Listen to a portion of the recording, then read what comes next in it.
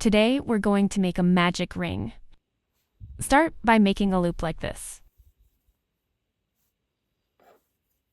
Insert your hook into the loop.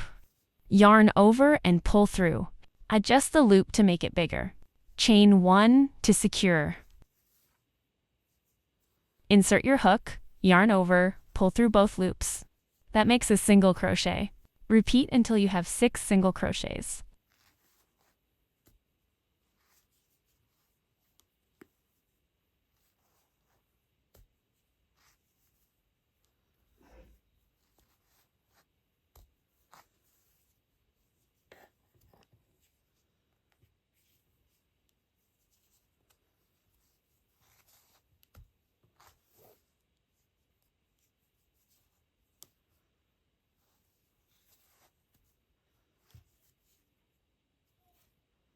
Pull the tail to close.